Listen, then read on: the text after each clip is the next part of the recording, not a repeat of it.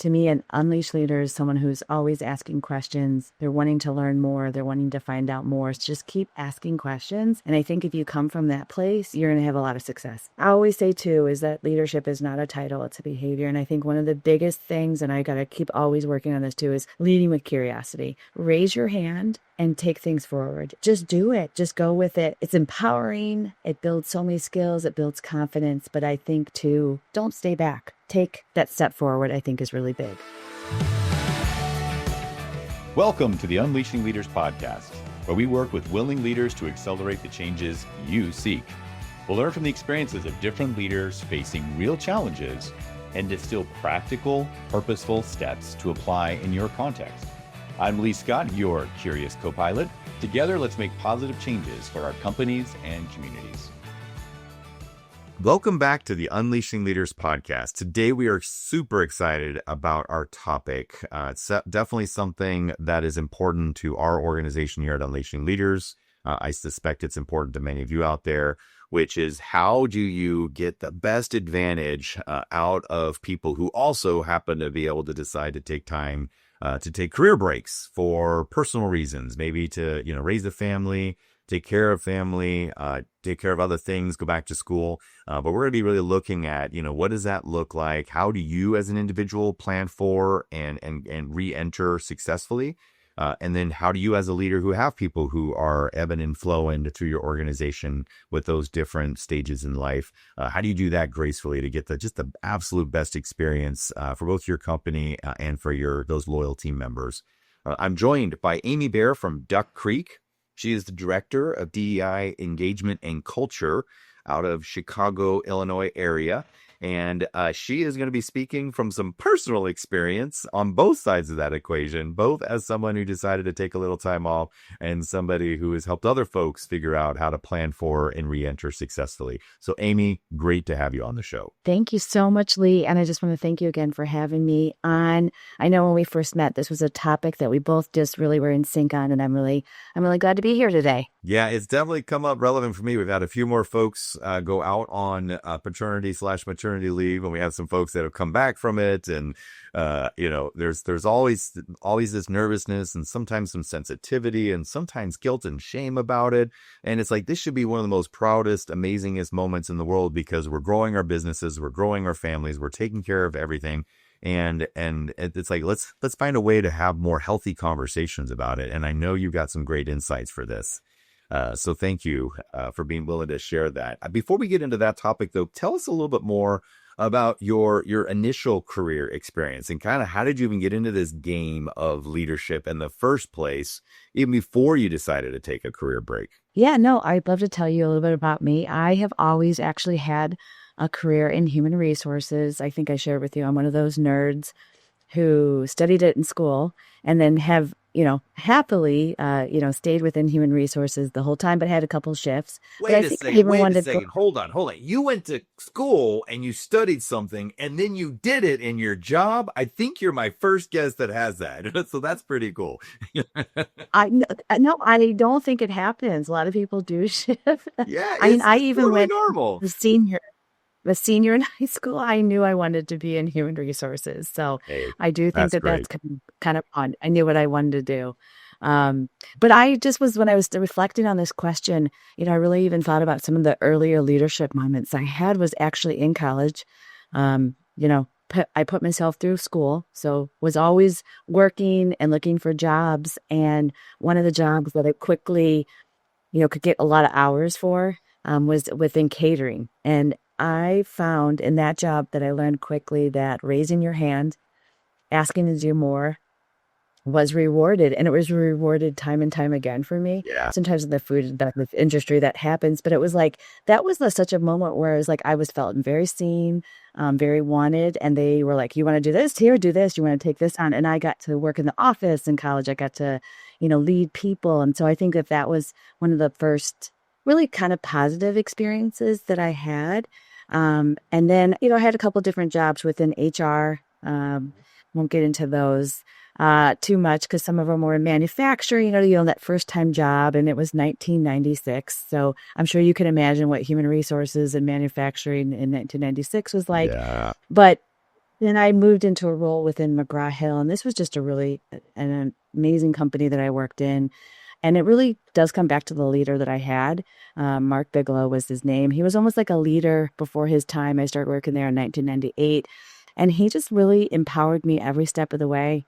Again, recognizing the hard work. I remember I got a spot bonus from him because I was thinking about it. This is 27 years ago. I've still never forgot it. It meant so much to me. And I think too, with like when I'm setting up the programs that we have in place, those are the moments that I think about, and how you really can And impact recreate people those. with a Yeah. thoughtfulness. Yeah. Yeah, yeah. Oh no, and they do. And it's the best part of the job, really, when you think about it. And yes, acknowledgement, encouragement, recognition. But if you could even a small amount, just say, look, I went to bat for you, and I got a specific financial allocation here. And just the effort that it takes to sometimes get those is like, wow, a spot bonus for like, okay. And it'll stay with you for a long time. What you get from it is just so much more in place. But Mark just was that leader that I was earlier in my career, but it was like he saw my potential and he really just empowered me. But he didn't just let me out there to do it on my own. He was always there supporting and guiding. I even made not some great choices or sometimes some mistakes, and he would just be like, okay, What? let's talk through it. I know. Okay. All right. Okay. We have a. You're breaking all the molds here. You knew what you wanted to do, and yet you made mistakes. Like, oh my gosh! Like, nobody's supposed to do that. No, especially not in HR, right? And some of the stuff, No. I mean, I'm laughing about because was critical and it was sensitive stuff, but not to make light of it. But he would walk me through it and be like, hey, let's talk about this. What could we have done a little bit Yeah. different? And like, he just always, that was just, he modeled to me so many things about calmness. And it was just it was a very great experience working at McGraw-Hill. Fantastic. Fantastic. So things are going well. You got a great leader. You're getting traction, and then you have this insane idea that hey, maybe part of my life will also include being a parent. And then you started to go down that path. So when did that kind of start to show up on your radar? And what were some of your initial maybe trepidations or fears that were showing up then as that was facing you? Yeah, and that's exactly what happened. I mean, it was a different time. So now we're talking fast forward. If I started there in 98, 2002 is when I had my first son, Connor. And I, in hindsight, should have had a conversation with my intentions of I was going to be a stay-at-home mom. That was just what I was going to do. But back then you just probably wouldn't have had a conversation about Yeah. that. But I knew in my heart what I wanted to do. And so Mark was living in Iowa at the time, and he had come to visit me and my son Connor. And I just gave my notice then. And he was like, no, wait, hold on. You don't have to give your notice. I think I have an opportunity for you. You could work part-time on special projects and you can work from home. And this is 1998. Nobody did that. So it was like, again, him just showing the way, modeling great leadership. And I wasn't even thinking I was going to do that. My husband and I discussed it. And we're like, we needed this opportunity. So I did. And the thing about it too was it wasn't just that it was flexible and I can keep my still working, but it was that he put me on great projects too. These were good projects, meaty projects. I still traveled. Um, when I was prepping for our discussion, I mean, I really look back on that. It's probably one of the happiest times in my life. I felt like I had everything. Maximum fulfillment. And yeah, I'm sure, would he rather have you 60 hours a week? Of course, you're a great employee, you're a hard worker. Of course, I'd want that. Right. But he was like, look, if I can get some of it and have your strengths be applied to specific things, that helps him. That moves the ball forward on their strategic goals. That allows you to keep your in the game, right? Keep your skills up while you're also being able to experience all the beauty and wonder that goes into being a parent, right? And the challenges and the heartaches and the difficulties and the need to focus on that too, right? So I like to say it's like, you can't quite have it all, but you can have multiple aspects happening at the same time. There will always be some trade-off. There'll be something that's got to give or pull. But how do you blend that right, that kind of thing? And now, not every job's going to be eligible for that. Not every employer relationship is going to be eligible for that. Not every kid's going to allow you to do that. But there was a way for you to work into that.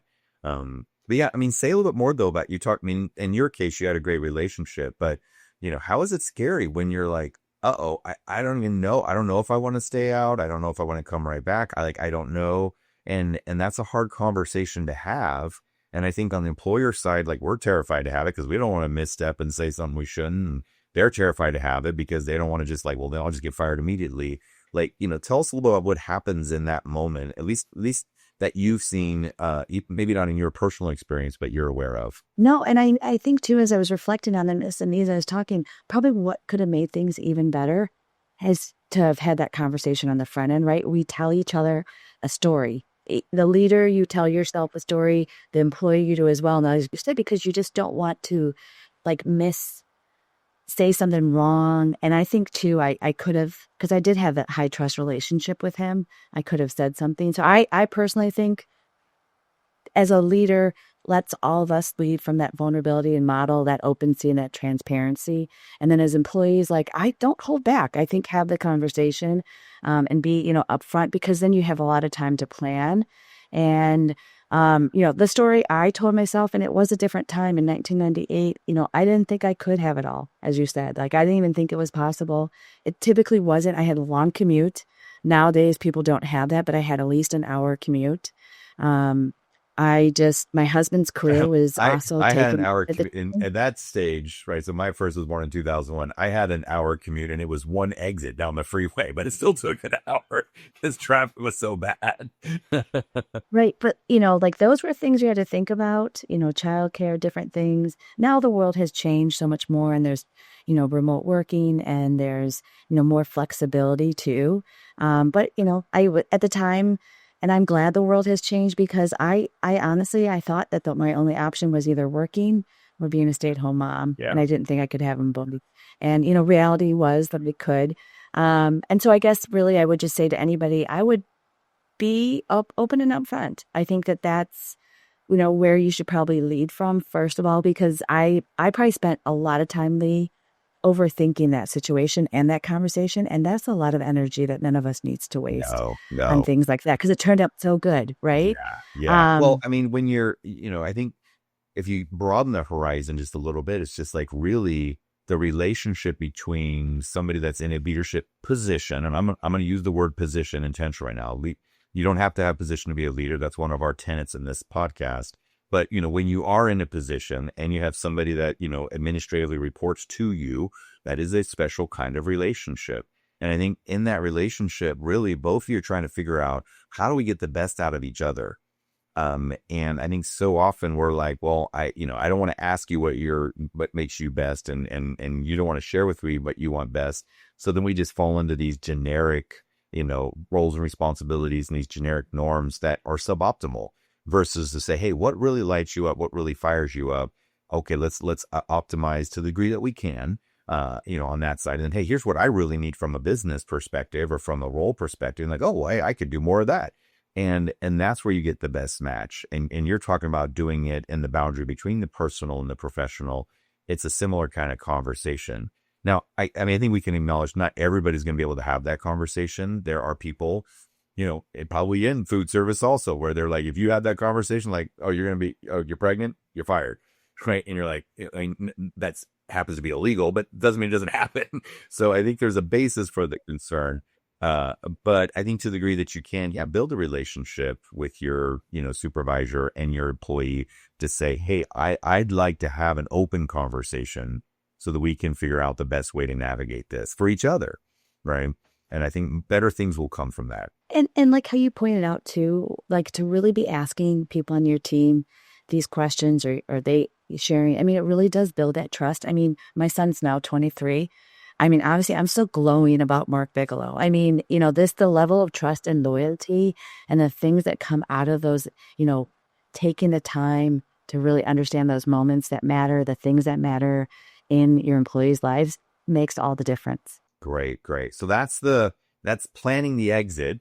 right, for the career break. And in Yeah. your case, you got to do kind of a transit, a hybrid, right? So that you got to, kind of play a little bit. Was there a point where you then the hybrid even kind of stopped and you're like, nope, now I'm full time mom and Yeah, yeah, so that happened, and so 2 years later, I'm sure you can relate, you have such a great experience, you just can't wait to have that next baby. So our kids were 22 months apart, we were very excited, we welcomed our second son in 2004, and at first, again, thought I could just keep this going, and as I said, my husband, his careers, he had long commutes, he started putting in more hours. If there was times where I was traveling, when you have one kid, it's hard. Two kids, it becomes dicier, and it's hard with childcare. I mean, just like what everybody, it's a challenge. It's hard, yeah, and we were like, okay, and what? This is now a time. I think we're okay, just gonna take a step break. back. Yep. So in 2005, I officially gave my notice again, and it was for good. And when I look back on that, I was just very excited.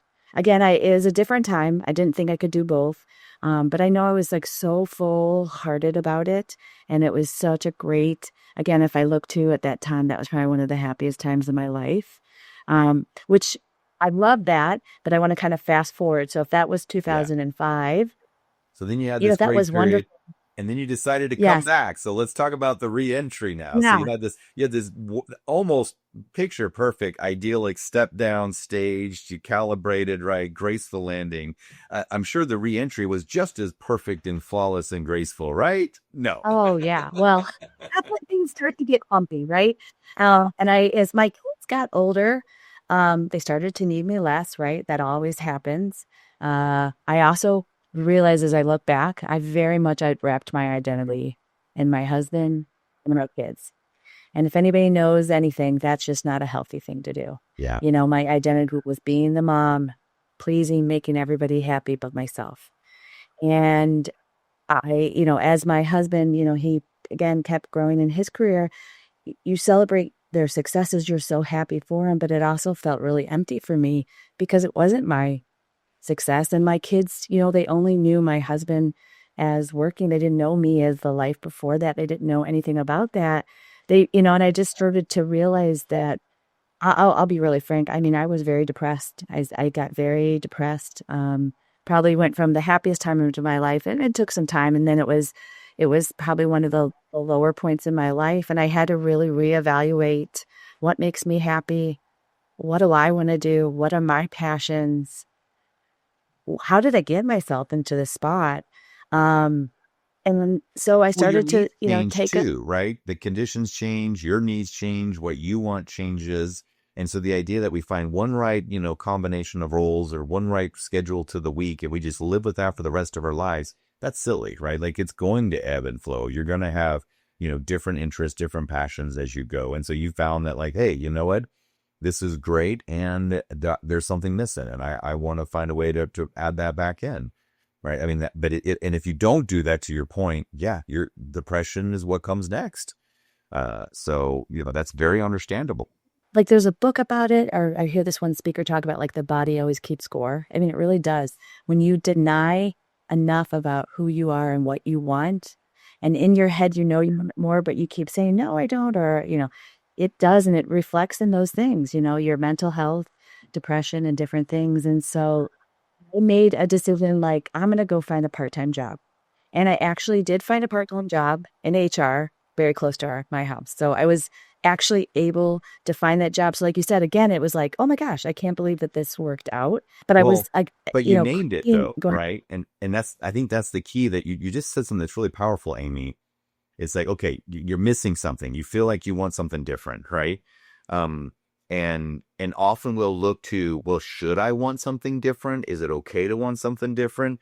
Do other people agree with me that I should do something different? And we look for some kind of external validation. But you said a really important thing. You said, I decided, right? I wasn't looking to some social norm or, approval from my parents or if the kids were okay with it. You decided. And I think that alone is already a very powerful thing to highlight. And then you named it. You're like, what I want is a part-time job in HR close to home, right? So you named what you wanted and you decided it was okay for you to have that. And then bing, it happened, right? So I think that's a powerful act of manifestation. And you said it pretty quickly. I want everybody to notice, like, that was it right there. Why did you want it? Because I said I wanted it. That's why I want it. Right. Then I name it and I get after it. So that was beautiful. Sorry, I didn't mean to interrupt you, but that was pretty magical. Oh, well, thank you. And that was like the thing is like so at that point, this is 2015. I hadn't been in the workforce for 10 years. So I wanted to save this because you had started this in the beginning.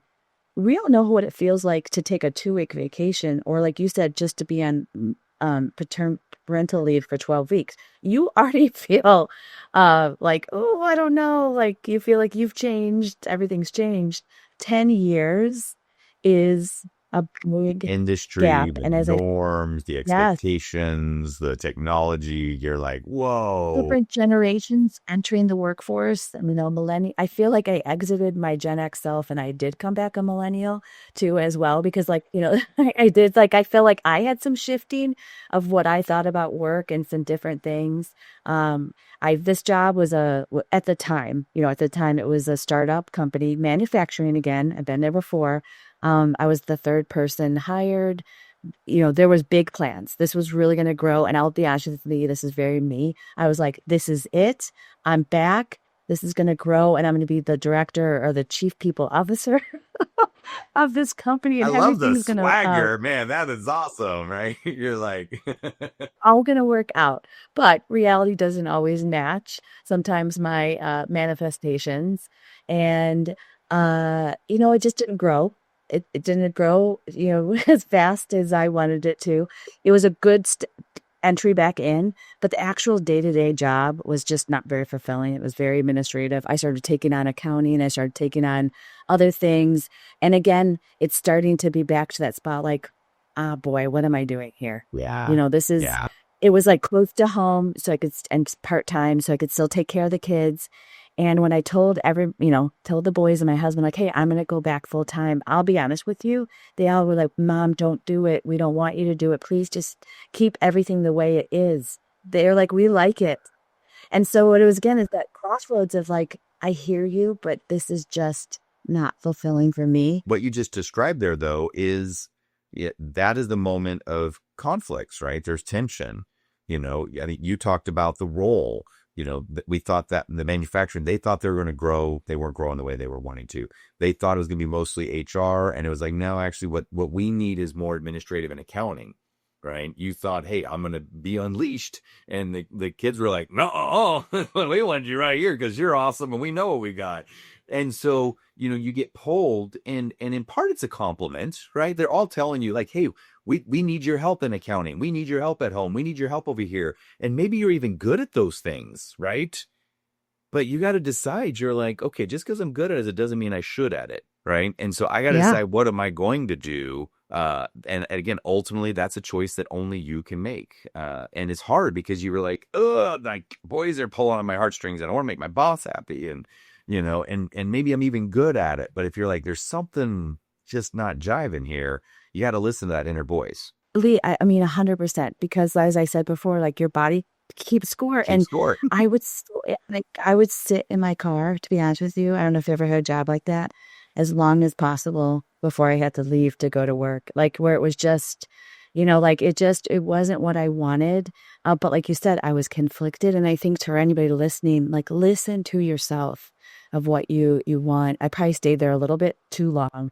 Um, I've then found an opportunity full time. So I was like, okay, here we go. It's an HR business partner job. But I really narrowed my search to close by my house because my kids still needed me, and pickups. I'm sure everybody can relate, and the carpools and all the different stuff. And so I think though, with wanting to find something so bad that was close to my house, I ignored some of the red flags in the interviews. And so I think that was a really big learning lesson that so if I re-entered in 2019, that was one of the things that I had to learn throughout all of 2019, was that, I really ignored things that I shouldn't. And I've got to start to really just find the right company that aligns with my values, the culture that I want, and not settle. And fast forward, we don't have to go through all the details of that, but 2020, I did land with the company and I've been there ever since. Now I've been there for 5 years. And, for another podcast for us to talk a different time, I think I shared, I started on March 9th of 2020. So not an ideal time to start. So all of this was like happening in a very changing time, right? From 2019 to 2020, going back, starting jobs that were not right fits, finding the right fit, but then obviously COVID happened. And, by the time, honestly, March of 2020 happened, Lee, to be honest with you too, like my confidence was still low. Um, I, I was still struggling, with a lot of stuff and just trying to get back into the workforce. And it's, I know as I'm idealistic at times, it was bumpy and rocky to Brutal, be with brutal. the ass. Well, and I think to your point, maybe for you because you knew what you wanted to do and you sailed through college and you got that first job. For the rest of us, we got our faces kicked in, early on, knowing that it was not going to be right the first time. So, but I think to your point, like you said, well, it took a long time, well, a couple of years to try out a few different things and to be able to be like, ooh, I thought I really wanted that. Like, ooh, but I missed that part of it. Yep, that's important too. It's almost kind of like dating, right? Like, sometimes you're like, what I really want is this. And then you meet that person, you're like, going, actually, I don't want that so much. I kind of want this instead. And it takes a little bit of trial and error, no matter what, to find and confirm what you really do want and maybe what you don't want and what you're not willing to compromise and where you're like, yeah, that's not my favorite, but that one I can totally compromise on. And so it took a little time for you to do that. And I think that's fair for all leaders to give themselves the grace of saying, hey, it doesn't have to be the best fit on the first shot. Because the other side of it that I see, and you probably see it with some of the, newer career folks, is they're like, no, I didn't take that job. And I was like, well, it wasn't perfect. Wasn't, and you're like, oh, okay, well, like you got to pay rent, man. Like get a freaking job. So, being able to get in there and be like, I know this one's not gonna be perfect, but the odds that this is the last job you ever have in your life are zero. So like try it out, see what you like, take something else, try it out, do something else, and then work your way into the work of your dreams. I think that does take a little time, to be fair. And you bring up such a good point, right? Like this is all me in hindsight. I need to give myself some grace. But like your example too, where you don't want perfect and you don't want to compromise on your values, but where you can find some place in the middle and also Yeah. just have the confidence to know your worth and know and the patience too. I can be a pretty impatient person sometimes. And so, I just want things, I know, shocking. I just want, Outsummer and impatient, I know doesn't always go hand in hand in DEI and culture and all that, but I mean, I'm human. And so, I just want things now. And, finding Duck Creek was such a great opportunity and it gave me all the green flags, that I was looking for. But I wanted to point out too is, I left the workforce as an HR manager. When I came back, those were only the jobs that I applied for. And I think I'd shared this with you. It really took a colleague, a friend that I had met through work to kind of say to me too, why are you playing it so small? Why do you keep applying for the same types of jobs? And that was a mirror at a time What that a I needed. gift. Yeah. I know. Yes, her name was Martine, and it was such a gift. And I was like, whoa, I didn't, okay. And then I started to really think about it. I'm like, I am playing it safe. I'm not applying for a senior manager job, you know. And also giving myself some grace too, as I shared with you, coming back after 10 years, it's humbling. And people don't always see your past experience that you have and see some of your worth. But that was such a great thing for me is why am I not applying? Why I'm not applying for a director role or senior manager? Not that these titles matter, but just why am I not stretching myself for something a little bit harder? And so that was, I definitely took that advice.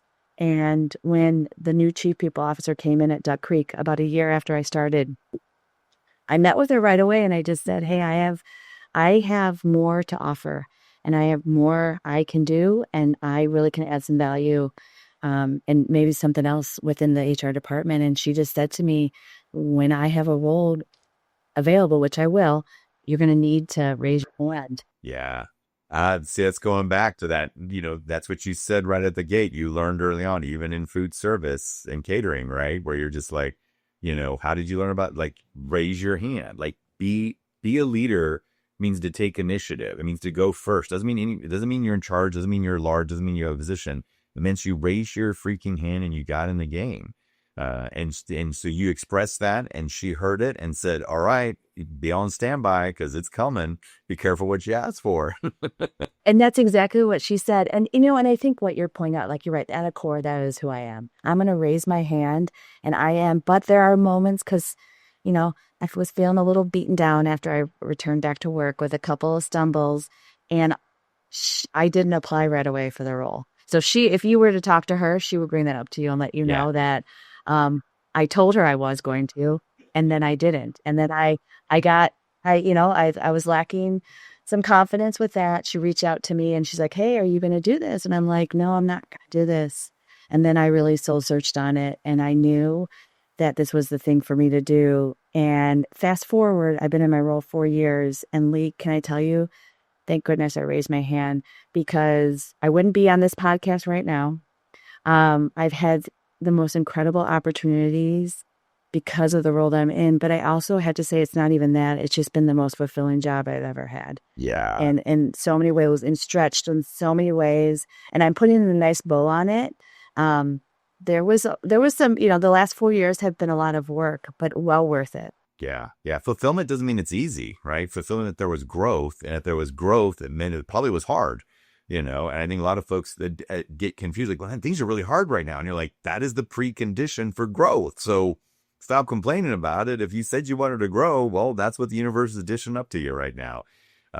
So that is really, really cool. So I'm going to pause here for a quick second. I kind of skipped over something at the very beginning. So editors, this is a note to the editors. I'm going to ask her a question right now. If there's a way that you can weave this in earlier in the podcast, because I didn't really give any of the context about even who Duck Creek was or what they do. And that sometimes helps our listeners. So pretend like we're at the beginning of the episode, and I'm like, "Hey, tell us a little more about what you do at Duck Creek. And, what does Duck Creek do?" And, so just so people, when they hear that, they're like, "What industry are you in now?" Because you mentioned, the publishing, you mentioned food. I never gave Duck Creek a chance. So let me try that again here. Let me think of the question. Okay. So Amy, you work for this company called Duck Creek. Tell us a little bit about, what's their product or their service to their marketplace? Who's your typical customer as an overall organization? Yes, well, we're actually in the insurance industry. We're a technology company. We provide the technology for the property and casualty industry. Think about filing a claim, policy billing. There's so many different, markets that we're in within the insurance industry. And it's such a great group of people. We actually refer to ourselves as ducks. So we have a lot of fun with that. But It's a great cultural meme. You get to do a lot of work with that. Oh, we do. And we have a lot of fun with it, a lot of fun with ducks. And I think I shared how I'm an HR nerd. Well, lots of insurance, like people who love and are passionate about insurance, but also really passionate about technology. So it's a really great company to work for. That is a great intersection. Yeah. One of my very first consulting jobs out of college was helping a property casualty insurance company completely replace. They had a bunch of mainframe based stuff. We were moving a client service. So all the logic for the policy processing and then the claim submission and then invoicing associated with the premium. And I was like, wow, this is wickedly complex and so intellectually stimulating. It was crazy. So yeah, I can only imagine being able to really, and then to do that across so many other entities, right? You get to interact with all of their different cultures as well. So that helps us understand. So you're doing HR in a high tech, which is fast, let's go. And then insurance, which is heavily regulated, very challenging. You've got an interesting conversion of forces you're dealing with. We do, but I think it's a nice one. Like you said, it's like tech and moving fast, but like there is a nice part about insurance being like that steady Eddie as well. It's needed. It's not going away. And in so many different ways it's needed. And also to your point, we as a company, we're global, we're flexible first. So everybody, we empower everybody to work where they can do their best work. If it's in an office, we want you to be there. But if it's from home, we have you do that. And we are, as I said, global, about 1,700, but our customers are global too. So Yeah. a lot of what I do is related to that because we got to understand our customers. Yeah. So yeah, creating that engagement then in such a globally distributed workforce. And I like your guys' point about like, we just want to get the best that we can out of you. And for some roles that's in the office, for some roles that's remote, for some people, right? There's some people it's like, yeah, they, maybe the role doesn't matter where they're at, but for certain people, they just do better in this situation or they do better in that situation. So you guys are finding a way to get access to that global labor market to get the best out of them. That's a great way to look at it. Yes. Okay, good. So editors again, take some portion of that if you could please and stitch that in, somewhere in the intro stage. So we don't get 3/4 of the podcast and they're like, where did she work? I don't even know. I was doing it chronologically. I was like starting with you as a baby and we're moving our way up. So yeah. All right. So let's pick back up. What I'd like to do now here, Amy, is look at some of the tricks. Because you had mentioned 3 of them in our intro. What are some things to do to best prepare you for reentry as a leader, and then what can you as a leader do to help somebody else who might be reentering into your team? So that I'd like to wrap up with some of those things if that's good. Yeah, Mike, that's great. Well, what a great personal journey you've been on, Amy. Could you share with us if you were somebody out there contemplating a reentry, what would be some tips and tricks that you would suggest to say, hey, here's how you can kind of plan for and get yourself ready for it? And you and I touched on it, excuse me, a little bit. And so I just want to say is that fulfillment part, as you said, it takes work.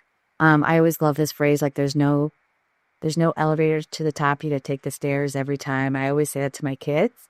And I mean it. I really, when I came back to work, as I said, it was humbling. The world has changed a little bit. And I also needed to keep up with my skills as well. And so I think that that's what I would really want to impart on people is like reinvent yourself, know the things that you need to maybe work on as I started my new role in Duck Creek, and I went back and got my master's degree. And it was something that I had started while I was pregnant and I had stopped. And again, it was something that I knew I always wanted. And I think, as I say, that stuff sticks with you. And so me getting my master's degree during this time just reinvigorated me, knowing like, hey, I can have these goals and I can get them done, even if they are so hard to balance kids, the travel, work, and getting your master's degree. It is possible. So just kind of reinvent yourself, but also, as we talked about, know your value too.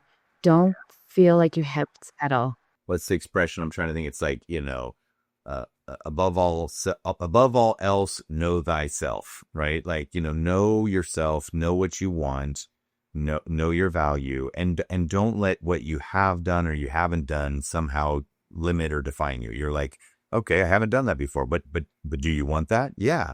But I'm not sure I can have that now. Like, well, no, nobody was asking that question. It's like, what do you want? You're like, well, I'd like to have a master's degree.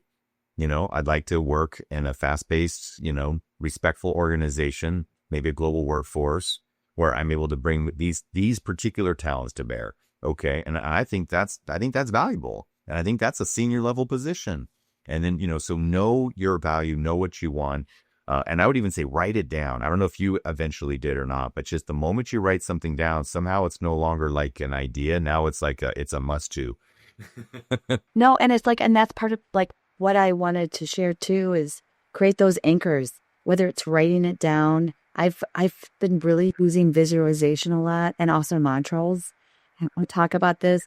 As I've talked about, I struggled with feeling some lack of confidence and some lack of courage, and listened to a speaker once. And I'm like, you know what? I need to work on that. Like, I've got to listen to how I'm speaking to myself, how I'm talking to my inner dialogue, and I really got to make some changes. And so, I mean, these are basic mantras that I use. Like, I'm enough. I do have to say that to myself. And right now, lately, I've been saying, think good and it'll be good. I've been really trying to reframe my thinking. I literally have a very dear friend. I won't name her name because I don't want to embarrass her, but she literally tattooed that on her. It's like, I am enough.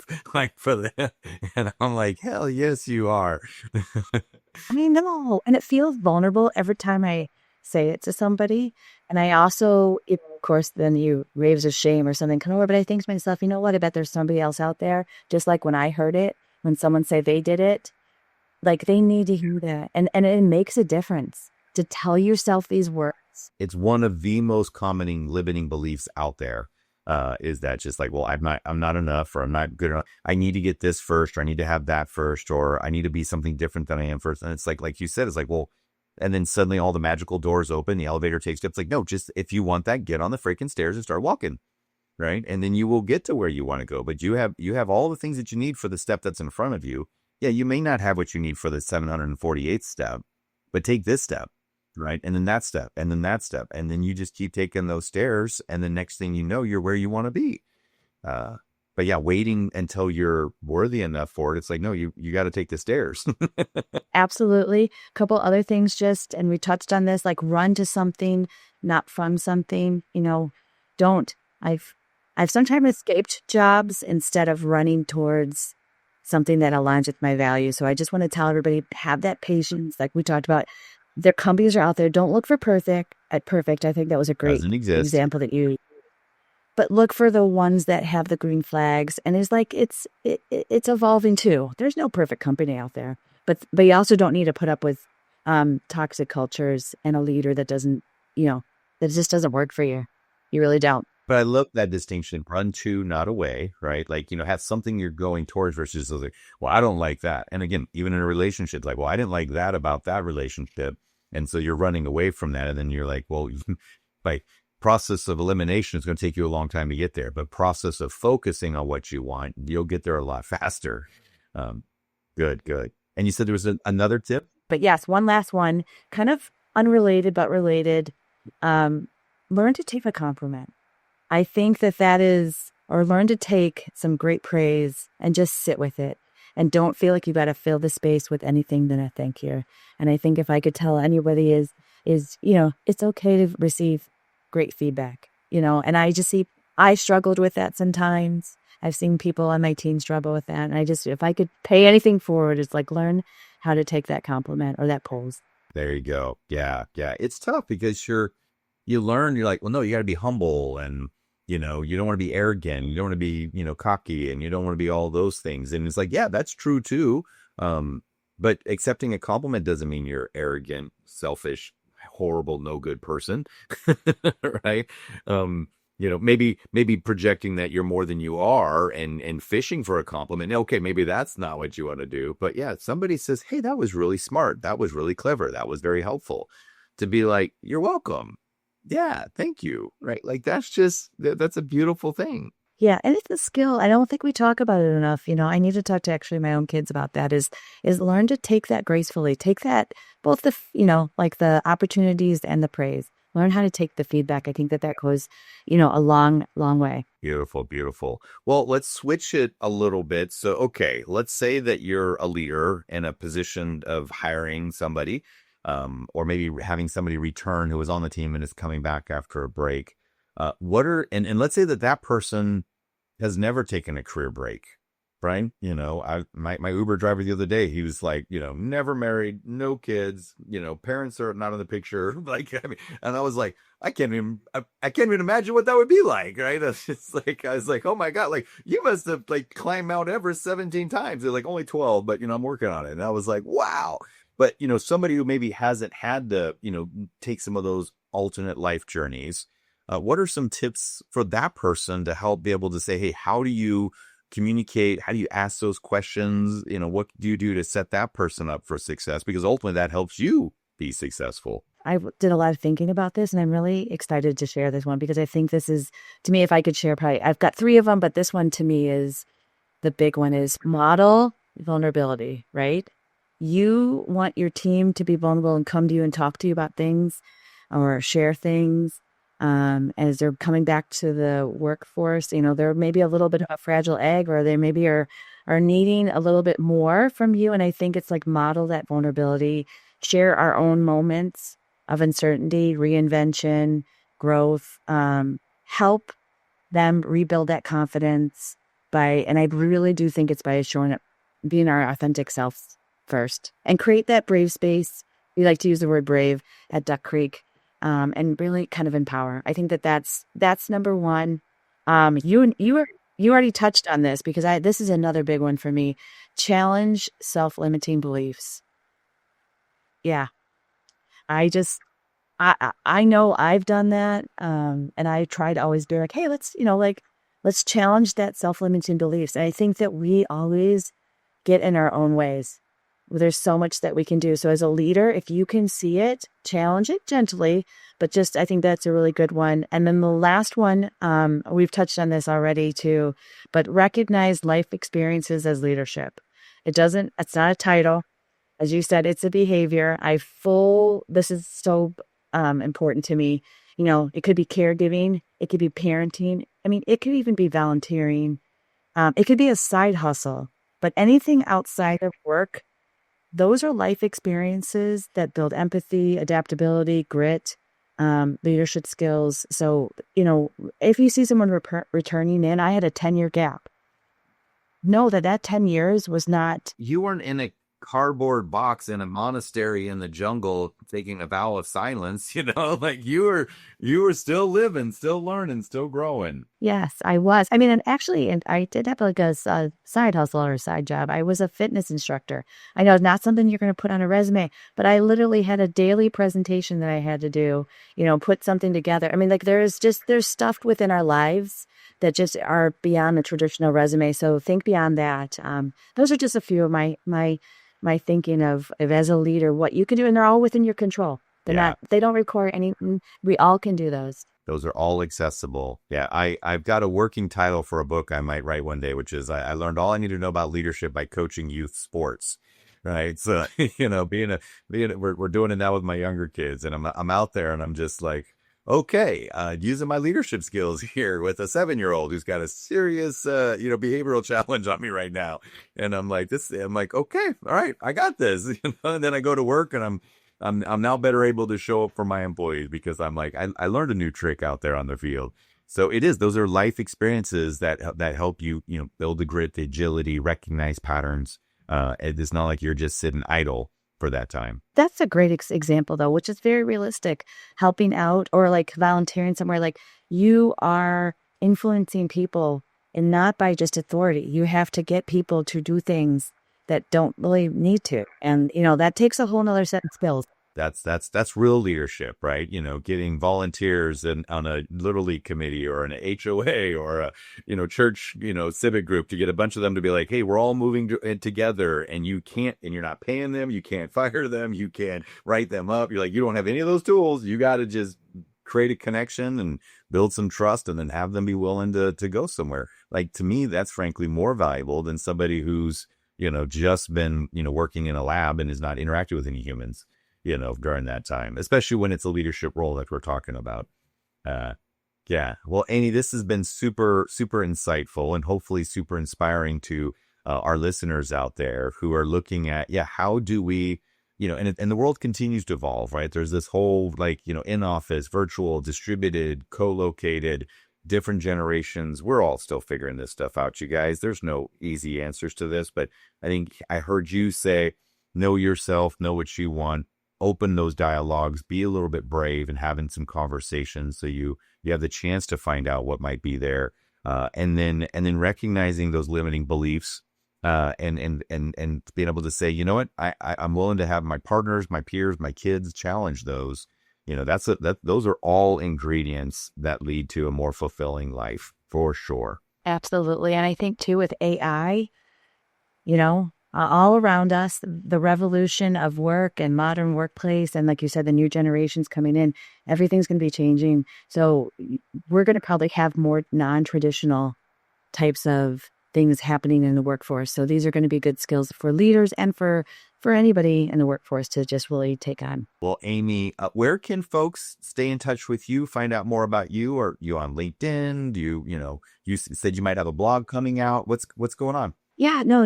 LinkedIn is the best place to find me right now, and I'd love to engage with others. If anybody, wants to talk further about this, I would love to pay it forward. I also put in my, LinkedIn profile that I took a parenting break. I think I shared with you, and when I was doing an interview with someone, we do these culture conversations at Duck Creek, so it's not an interview, but they can hear more about us. She picked me because she saw that on my LinkedIn profile, and she just was wanting to talk to me about it in general because she was lacking some confidence. So, reach out to me. I'm always happy to pay it forward and help anybody out, or, help any leader out too if they've got some questions. That's great. That's great. Well, thanks for being so accessible. Thanks for taking your time to join us today and be vulnerable about your experience in your journey and some tips for all of us to learn. Thanks so much, Amy. Oh, thank you. And Lee, I have to tell you, this was really fun and enjoyable. I've done a couple other podcasts, but you just make it very relaxed. And I just want to I appreciate you and thank you so much. Thank you for joining us today on the Unleashing Leaders podcast. Subscribe so you don't miss a moment that could be the key to your next breakthrough. Let's stay connected and contribute together by grabbing that @Unleashing Leaders handle on LinkedIn, YouTube, or your favorite network. This is Lee Scott. Keep learning, loving, and leading. Our future and our communities are counting on us.